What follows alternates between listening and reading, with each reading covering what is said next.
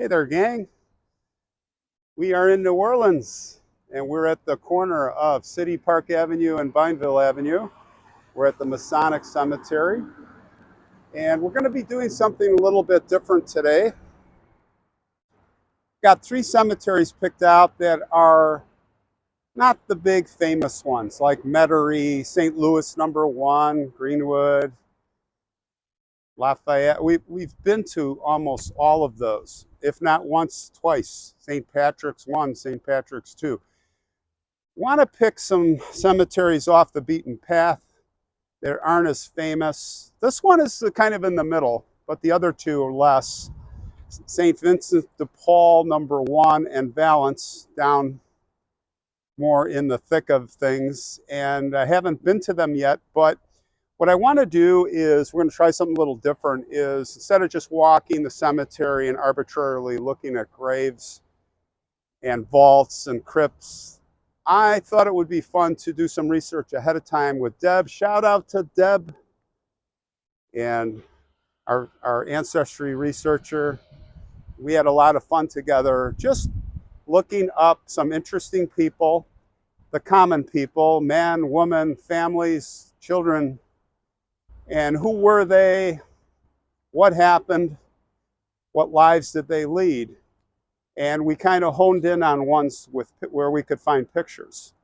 And Deb came up with a lot of pictures from, some on Find a Grave, but a lot more she found in other places through Ancestry. So what we're going to do is we're going to walk along and we're going to go to these graves, and it'll be kind of just like a segment, not a continuous walk. And we'll talk about some of these people that we find, done research ahead of time, like this right here. Here's a family plot. And this is a step grave.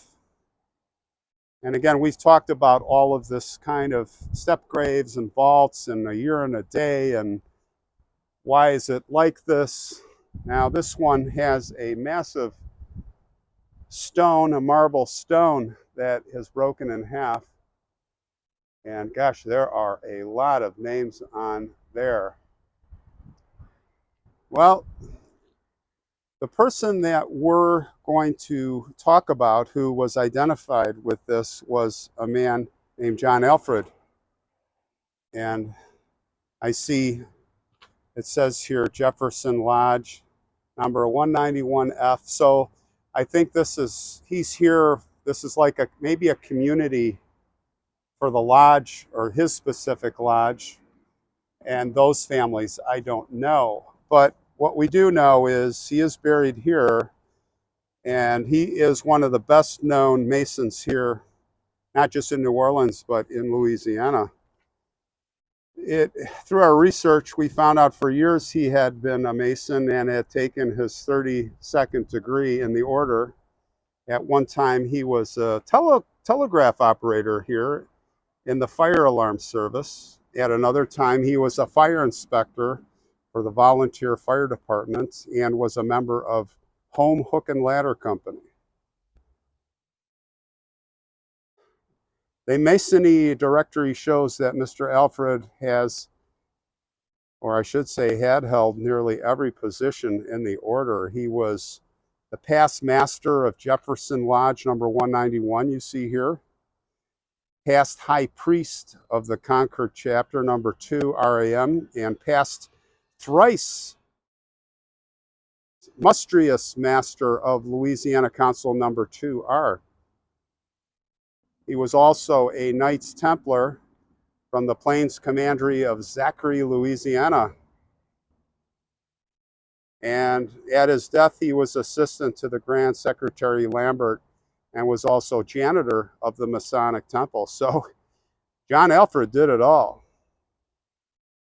Well, he died as a result of pneumonia. He died in his home, 826 Henry Clay Avenue, and he had a 5-day attack of pneumonia.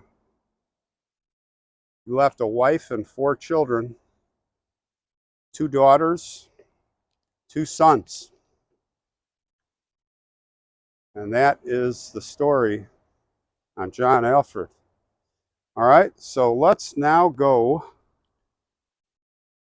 to the next one and see what we have in store for you there.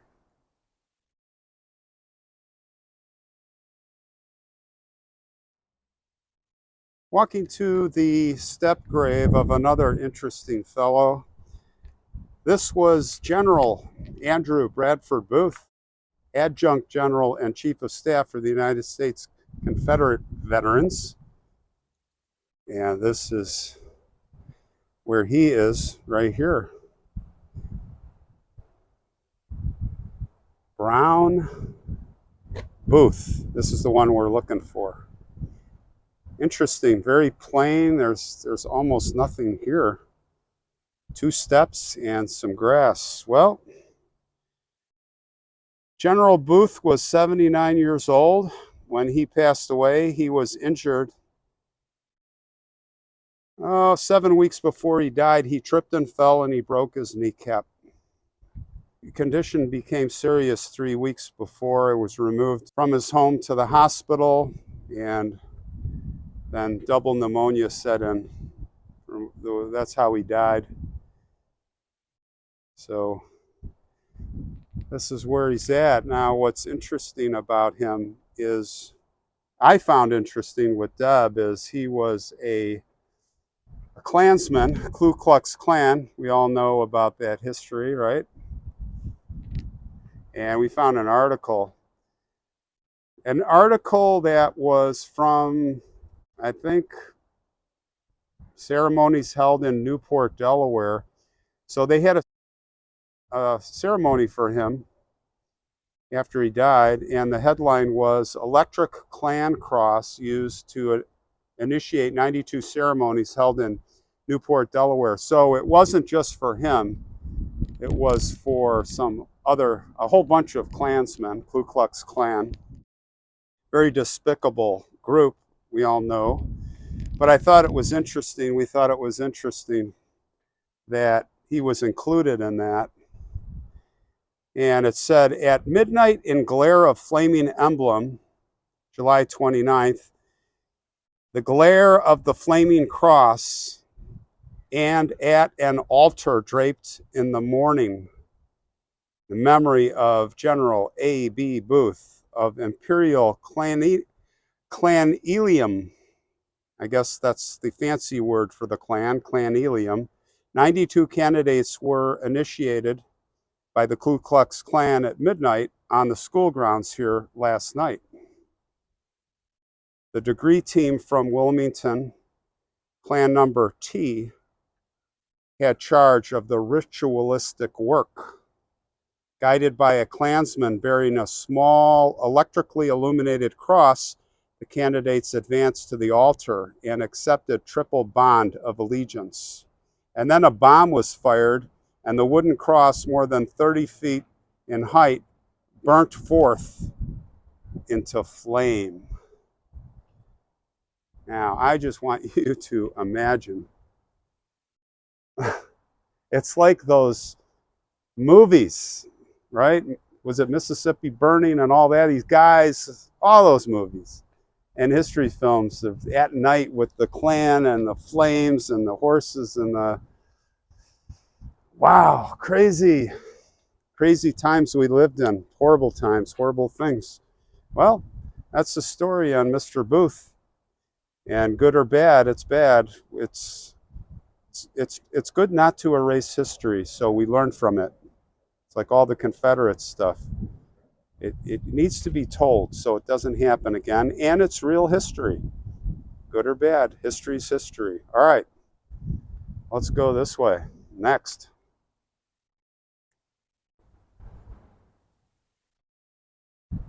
Okay, this is Louis Palmer Del Housay. I'm not sure how to pronounce that. Houssay.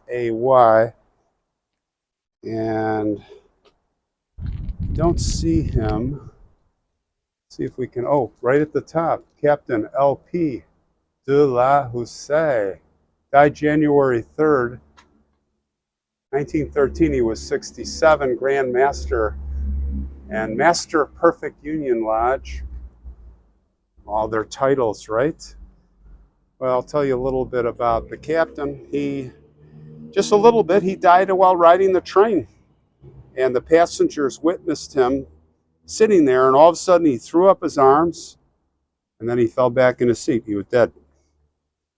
Probably had a major heart attack. So rest in peace to the captain.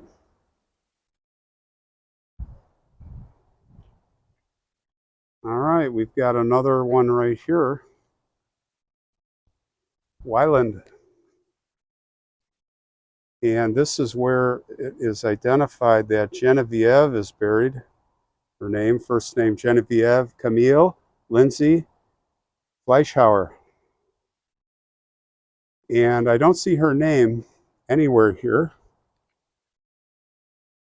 I see Camille. Oh, wait, I'm sorry. Yeah, she is there, but with no date. Camille Lindsay. Yeah, okay, at the bottom. You know, that looks like a new carving, and I was like, oh, that has to be a descendant, but that is Camille, no date. But I can tell you that she died in 1957. So, yeah, that's not too old. Genevieve served in France. She was a nurse during World War I. She married Michael Jacob Fleischhauer about 1924, and he claimed to have been a U.S. World War I vet, but we could find no military records on that. But, yep, a nurse, World War I. All right, let's keep going.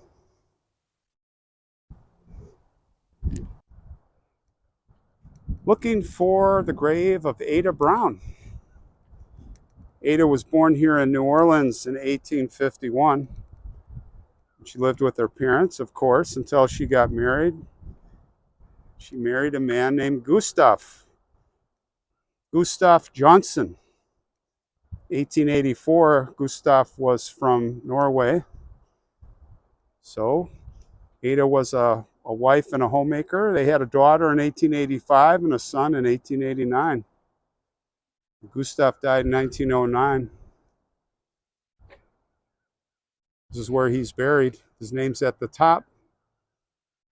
Ada never remarried, and when she got very old, her adult children supported her until her death in 1934. So let's have a look at the stone. Woodman of the world. See right on top here. And yeah, Gustav Johnson, native of, I think it says Christiania, Norway. Born March 1850 something. Died January 20th, 1909. Talks about the lodge. And I don't see Ada's name on here. It's very hard to read. Oh, here we go. Ada Brown. Right in the direct sunlight here. So her name is on here. So not only a Mason, but a woodman. You don't know what a woodman is? It's a society that, well, they help buy gravestones, kind of like we do in our own little way. But it's a society just to help people. Okay.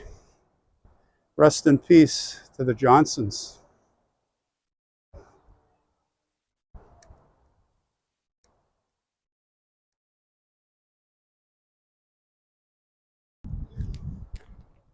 Just happened to walk by this, and I thought this was really interesting. Red River Pilots Association, 1869. And that is not airplanes, guys. The Wright brothers didn't come until the 1900s. So that would be riverboat. How cool is that? Neat. Association crypt.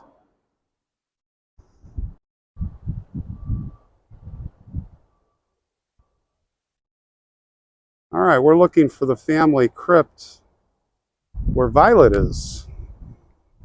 And I think it's right over here. Look at this. What an interesting family vault. Crypt.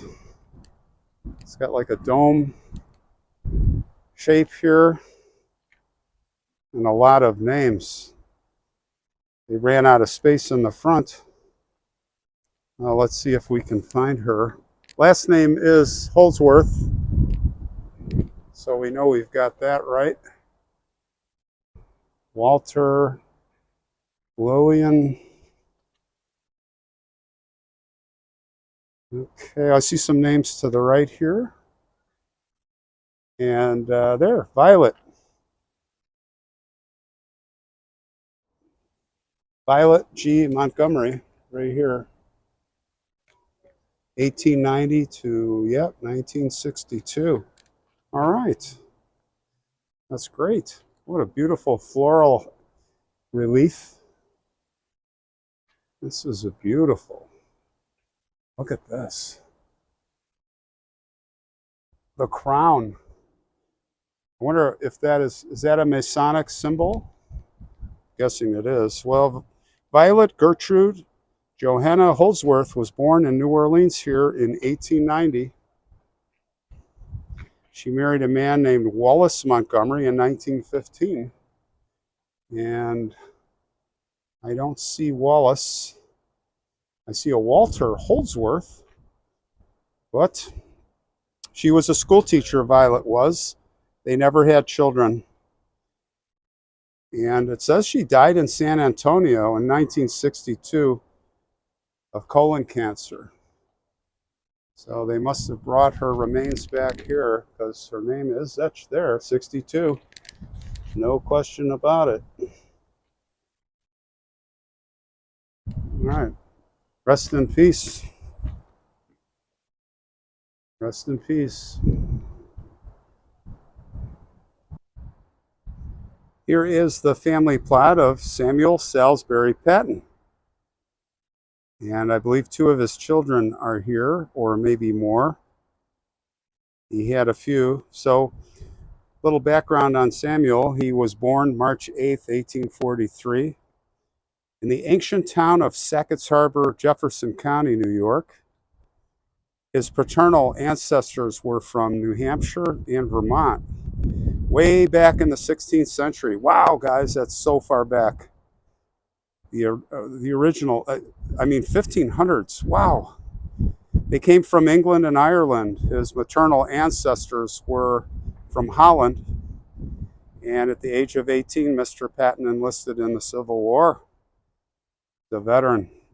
He served in the 17th Iowa Infantry Volunteers, and he was discharged for disabilities received in the line of duty in the fall of 1862. After remaining at home in Iowa for a year, he volunteered as assistant engineer on the United States transports, and he was assigned to the steamer Diligent,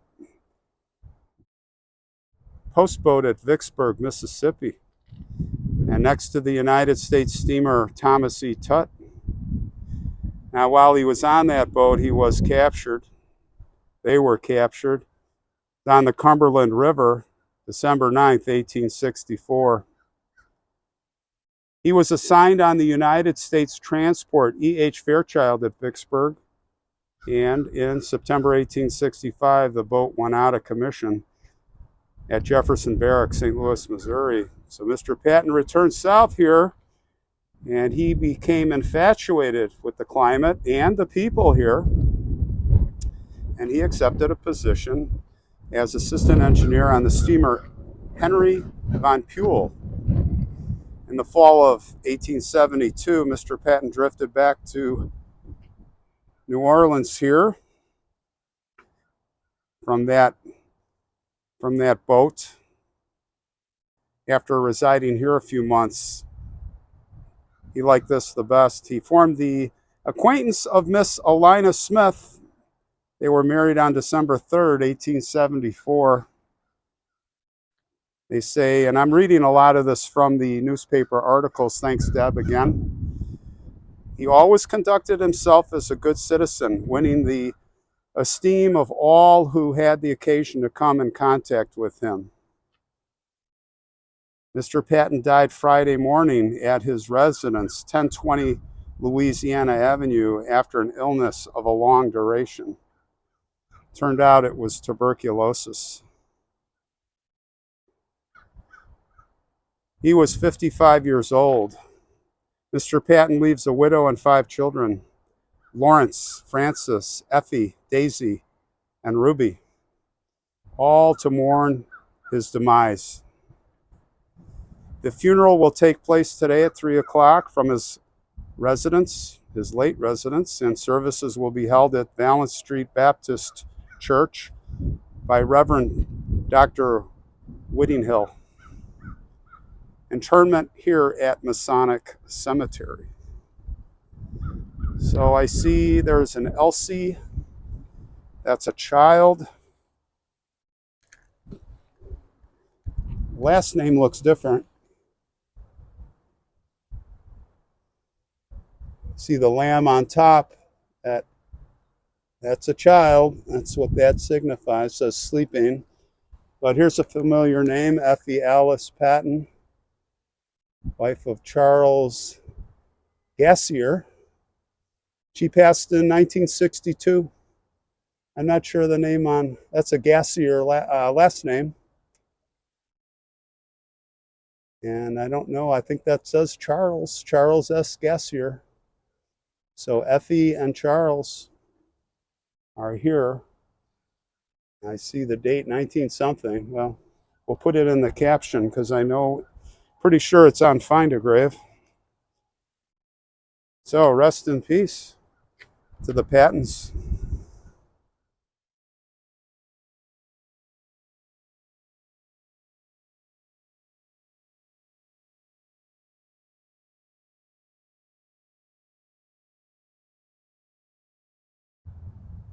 Okay, this is the Risher family plot.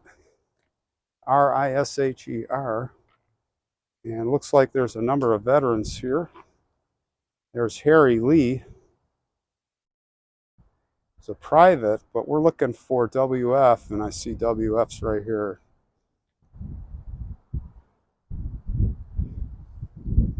Died in 1950, died young.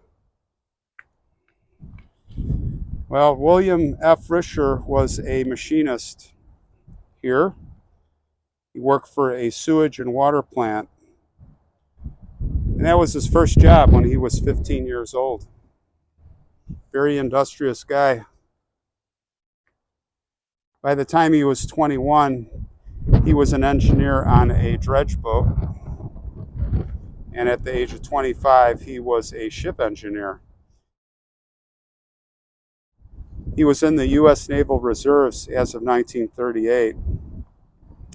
And he married Esther Walter.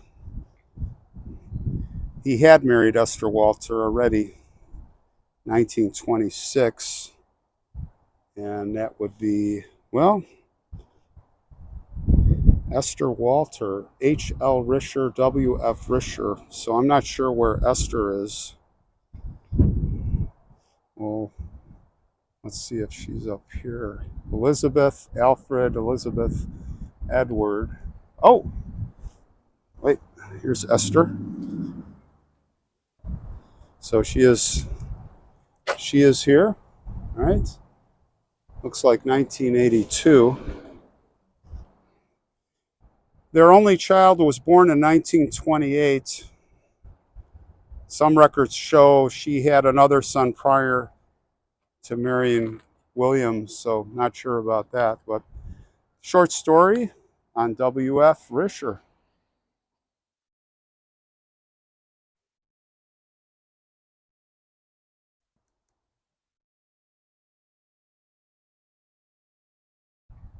Well, we're looking for Amelia Federico Stork, and I think we found her with her husband's family, the Storks and the Sparks and the Santries. There's all kinds of names here, but I see right off the bat, here's Amelia,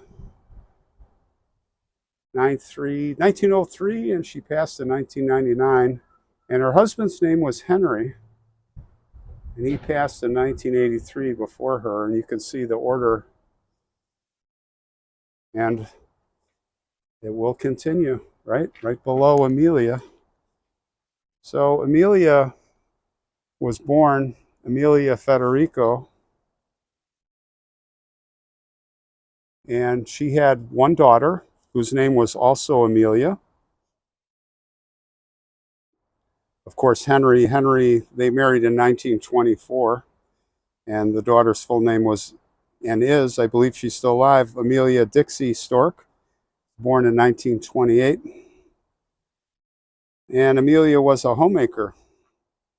Henry started off as a clerk here in a tailor shop, and then he worked his way up to manager position, but he later changed careers, got out of that, and got into insurance. As an insurance agent. Passed away there, you see, in 1983. And we did find with Deb, thank you again and again and again, a cute little social article from the newspaper back in the day about little Amelia, the child, and she was having a party, and they covered it. You don't see that anymore, but it said an interesting event occurred last week at the residence of Mr. and Mrs. J. Lawrence Federico in Prytania Street. The occasion being a surprise party in honor of little Miss Amelia Federico, who received Holy Communion at St. Patrick's Church, Fathers Cara and Rossi officiating. The house was artistically decorated with palms and pink and red roses. An orchestra furnished music, and refreshments were served throughout the evening. Among those invited were Fathers Cara and Rossi, and I won't go into the list, but there's over 50 people in this article, all names listed. So, all Masons here at this cemetery. Rest in peace to the Stork family, the Federico family. And, well, that's going to do it from this cemetery. And all I can say is, I hope little Amelia is doing well, even as maybe she'll see this. I don't know, maybe she's not with us anymore. If anyone knows, shoot me an email or a comment, and I'll post it. So best of health, Amelia, little Amelia, and for the Storks, rest in peace. And that's it from here at Masonic Cemetery, New Orleans.